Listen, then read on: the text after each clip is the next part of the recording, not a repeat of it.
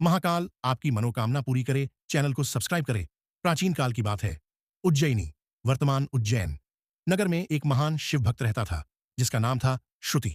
वह प्रतिदिन महाकालेश्वर ज्योतिर्लिंग के दर्शन करता, शिव जी की आराधना करता और एयूएम नमः शिवाय का जाप करता था। श्रुति की भक्ति इतनी प्रबल थी कि स्वयं यमराज, मृत्यु के देवता, भी उसे देखते थे और समझते थे कि जब समय आएगा तो वे इसे अपने साथ ले जाएंगे। एक दिन ब्रह्मांड के नियमों के अनुसार श्रुति की मृत्यु का समय आ गया। यमराज ने अपने दूतों को भेजा ताकि वे उसकी आत्मा को लेकर आएं। यमदूत उज्जैन पहुंचे और श्रुति के पास पहुंचे, लेकिन जैसे ही उन्होंने उसे पकड़ने का प्रयास किया, एक दिव्य शक्ति ने उन्हें रोक दिया। कालदंड निष्क्रिय हो गया। यमदूतों ने देखा कि महाकाल मंदिर से एक अद्भुत तेजस्वी प्रकाश निकल रहा था। वह प्रकाश सीधे श्रुति की रक्षा कर रहा था।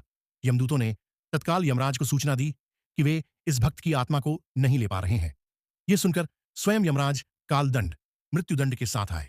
कालदंड को उठाकर उन्होंने श्रुति की ओर बढ़ाया, लेकिन तभी एक भयंकर गर्जना हुई।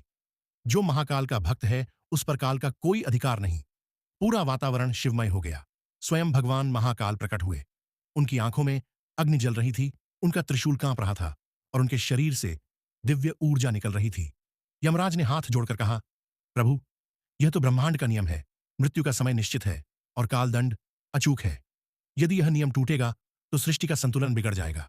महाकाल मुस्कुराए और बोले, जो सच्चे हृदय से मेरी भक्ति करता है, उसके लिए मैं स्वयं काल से युद्ध करता हूं।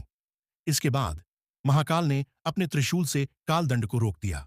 यह पहली बार हुआ जब कालदंड निष्क्रिय हो गया। यमराज ने महाकाल के चरणों में प्रणाम किया और कहा, प्रभु, आप कालों के भी काल हैं। मैं आपका आदेश मानता हूं। इस भक्त को कोई मृत्यु नहीं छू सकेगी। श्रुति ने आंखें खोलीं और महाकाल को अपने सामने खड़ा पाया। उसने भाव विभोर होकर शिव की स्तुति की। भगवान शिव अंतर्ध्यान हो गए, लेकिन तब से महाकाल का यह स्वरूप अमर हो गया।